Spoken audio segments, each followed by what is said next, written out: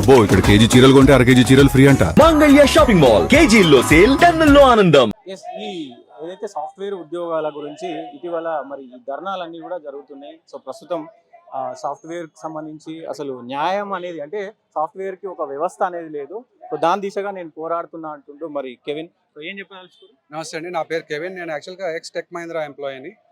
నన్ను జాబ్లో నుంచి తీసేశారు. నేను ఈరోజు జాబ్లో బయటకు రావడానికి కారణం ఏంటంటే, భావన గారు ఒక లేడీ అయినా కూడా ఆవిడ బయటకు వచ్చి టెక్ మహీంద్రా బయట ప్రొటెస్ట్ చేశారు. ఎందుకంటే ఎవరైనా ఏం ఆలోచిస్తారు, అరెస్ట్ చేస్తారేమో, రేపు పొద్దున్న వేరే కంపెనీలో ప్రాబ్లం అవుతుందేమో అని చెప్పేసి ఆలోచిస్తాము.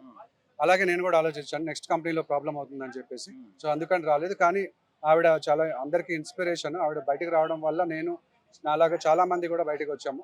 సో నాకు జరిగిన అన్యాయం ఏంటంటే, నన్ను రిజగ్నేషన్ పెట్టమన్నారు. నేను రిజగ్నేషన్ పెట్టనని చెప్పాను. సో పెట్టనందువల్ల నేను గెస్ట్ హౌస్లో ఫుడ్ తిన్నానని చెప్పేసి ఒక సిల్లీ రీజన్ పెట్టి నన్ను రిజైన్ అంటే ఫోర్స్ఫుల్గా ఫైర్ చేసేసారు, టర్మినేషన్ ఇచ్చేసారు. సో యాక్చువల్గా ఎట్లా ఉంటుందంటే అండి, ఐటీ కంపెనీస్లో నోటీస్ పీరియడ్ అనేది ఉంటుంది. ఇద్దరు 60 days కానీ 90 days కానీ ఉంటుంది. మా ఐటీ కంపెనీలో 90 days ఉంది, టెక్ మహీంద్రాలో 90 days ఉంది. సో వాళ్ళు మనల్ని తీసేయాలి అంటే ఇమీడియట్గా తీసేస్తారు, ఛాన్స్ ఇవ్వరు, ఆప్షన్ ఇవ్వరు. అదే నేను కనుక రిజైన్ చేయాలి అంటే 90 days నోటీస్ పీరియడ్ అనేది సర్వ్ చేయాలి. ఈ నోటీస్ పీరియడ్ అనేది మ్యూచువల్గా ఉండాలి. మేము యాక్చువల్గా ఒక క్యాంపెయిన్ రన్ చేసాము. రన్ చేసినప్పుడు చాలామంది మమ్మల్ని అప్రోచ్ అయ్యారు. ఇన్ఫ్యాక్ట్ రావడానికి కూడా చాలా భయపడుతుంటారు. ఇప్పుడు చూస్తే కనుక ఆవిడ మనకి మాస్క్ వేసుకొని కూడా ఇంటర్వ్యూ ఇస్తున్నారు ఎవరైతే వచ్చారో. సో అంటే మనకి రేపు పొద్దున్న జాబ్కి ప్రాబ్లం అవుతుంది అని చెప్పి భయపడతారు, అది న్యాచురల్ అది. సో నోటీస్ పీరియడ్ అనేది మ్యూచువల్గా ఉండాలి. అండ్ ఆల్సో మాకు కార్పొరేట్ లా ప్రధాన డిమాండ్ ఏంటంటే, నేను ఈ ఇంజస్టిస్ వల్ల నేను యాక్చువల్గా లా అండ్ జర్నలిజం చేస్తున్నాను. సో మాకు లాస్ అనేవి లేవు. యాక్చువల్గా శాలరీస్ తక్కువ ఉన్న వాళ్ళకి లేబర్ లా అప్లై అవుతుంది. కానీ ఇట్లా శాలరీస్ ఎవరైతే నా package actual 37 lakhs per annum. So దాంట్లో నాకు యాక్చువల్గా 50,000 ఇచ్చారు శాలరీ. కావాలని టైం షీట్స్ అప్రూవ్ చేయకుండా నా శాలరీ తక్కువ ఇచ్చేసి నన్ను ఫోర్సబుల్గా అంటే క్యాబ్ ఏదైతే ఉందో అది ఇవ్వకుండా, తర్వాత టెక్ మహీంద్రా వాళ్ళకి స్పెషల్గా టాలెక్స్ అని చెప్పేసి ఒక టూల్ ఉంటుంది. ఆ టూల్లో కూడా వాళ్ళు నా యాక్సెస్ తీసేసి అంటే ఒక సిచ్యువేషన్ క్రియేట్ చేశారు నన్ను జాబ్లో నుంచి వెళ్ళిపోయేలాగా. సో కార్పొరేట్ లా అనేది ఒకటి రావాలి మన కార్పొరేట్ ఎంప్లాయీస్కి. ఎందుకంటే శాలరీస్ ఎక్కువ ఉన్న వాళ్ళకి ఈ లా అనేది అప్లై అవ్వదు. మేము లేబర్ కమిషనర్ దగ్గరికి వెళ్ళాలి, తర్వాత లేబర్ కోర్ట్ దగ్గరికి వెళ్ళాలి. ఇట్లా చాలా పెద్ద ప్రాసెస్ ఉంది. కానీ మీరేమో కొంతమంది ఉన్నారు, అక్కడ పెద్ద పెద్ద కంపెనీలు ఉన్నాయి. సో వీటిని తట్టుకొని మీరు నిజంగా మరి గెలిచే అవకాశం ఉంటుందా ఈ లా పరంగా? డెఫినెట్లీ అండి. ఇప్పుడు కార్పొరేట్ సంస్థలు, కార్పొరేట్ కంపెనీస్ అనేవి పెద్ద కొండలు. మేము ఒక్కళ్ళం కొట్టలేము.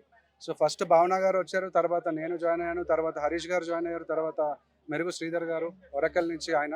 మేము ముగ్గురం యాక్చువల్గా టెక్ మహీంద్రా నుంచి చాలా మంది ఉన్నారు. ఇప్పుడు ఆ అమ్మాయి మాట్లాడుతుంది, ఆ అమ్మాయి టెక్ మహీంద్రా నుంచి అంట.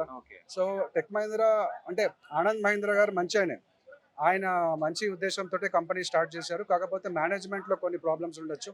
బట్ నేను యాక్చువల్గా ఆమె పోరాటమైన మీ ఏదైతే సాఫ్ట్వేర్ కంపెనీ పోరాటం ఆ కంపెనీ మీద కాదు, అక్కడ ఉన్నటువంటి కొంతమంది వ్యక్తుల మీద నేను యాక్చువల్గా CEO మోహిత్ జోషి అని ఉన్నారు, ఆయనకు కూడా మెయిల్ పెట్టాను. ఆనంద్ మహీంద్రా గారికి కూడా మెయిల్ పెట్టాను. కొన్ని రిఫార్మ్స్ తేవాలి అని చెప్పేసి, కొంత ఫ్లెక్సిబిలిటీ ఉండాలి, ఇట్లాంటి నోటీస్ పీరియడ్ కానీ లేకపోతే తర్వాత వర్క్ ఫ్రమ్ హోమ్ ఆప్షన్ కానీ. ఫోర్సబుల్గా ఇప్పుడు బెంచ్ మీద ఉన్నప్పుడు 9 hours మీరు ఆఫీస్కి రావాలి. ఇప్పుడు నేను ఎక్కడో నాచారంలో ఉంటాను, హైటెక్ సిటీలో ఆఫీస్ ఉంటుంది, అక్కడికి రావాలి, మీరు 9 hours ఉండాలి, మేము క్యాబ్ ఇవ్వము, మీరు ఎట్లా వస్తారో మాకు అనవసరం అనేది అట్లాంటి రూల్స్ ఉండకూడదు.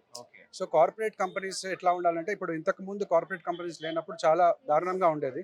కొంతవరకు మాకు శాలరీస్ ఎక్కువే ఉన్నాయి.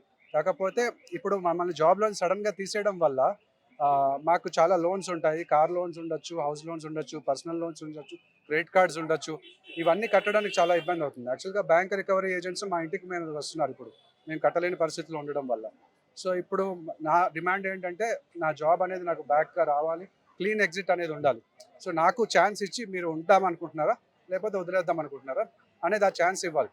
అన్ని కంపెనీస్ ప్రధానంగా ఇటీవల కాలం చూస్తున్నాం, అన్ని టెక్ కంపెనీలు అన్ని కూడా ఉన్నట్టుండి ఉద్యోగాలు తీసేసి అమెజాన్ కావచ్చు, ఫ్లిప్కార్ట్ కావచ్చు, ఇంకా ఇతరత్ర పెద్ద పెద్ద కంపెనీలను కూడా రాత్రే టర్మినేట్ చేసింది. సో దాన్ని ఎట్లా చూస్తారు?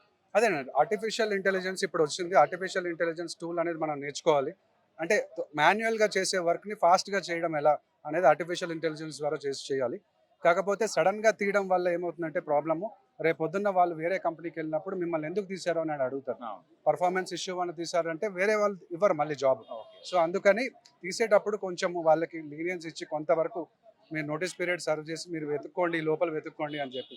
నిన్ననే నాకు ఇంకొక అమ్మాయి కూడా కాల్ చేసింది. ఆ అమ్మాయిని పాపం పర్ఫార్మెన్స్ ఇంప్రూవ్మెంట్ ప్లాన్లో పెట్టారు. నన్ను పెట్టలేదు యాక్చువల్గా, పిఐపి అంటారు, దాంట్లో పెట్టకుండా నన్ను తీసేశారు. ఆ అమ్మాయిని పాపం వేరే కంపెనీలో పెట్టారు. పెట్టి కూడా ఆ అమ్మాయికి పాపం హోప్ ఉంది మళ్ళీ జాబ్ వస్తుందేమో అని. అంటే జాబ్ వెతుక్కో అని కూడా చెప్పలేదు. లాస్ట్ మినిట్లో అమ్మాయితో చేయించుకోవాల్సిన వర్క్ అంతా చేయించేసుకొని లాస్ట్ డే నువ్వు ఇంకా మాకు అవసరం లేదు అని చెప్పేసి యూజ్ అండ్ త్రో అన్నట్టు వాళ్ళు కంపెనీస్ బిహేవ్ చేస్తున్నారు. సో అది మారాలి యాక్చువల్గా. సో చూద్దాం మరి ఏం జరగబోతుంది ఏంటి అనేది.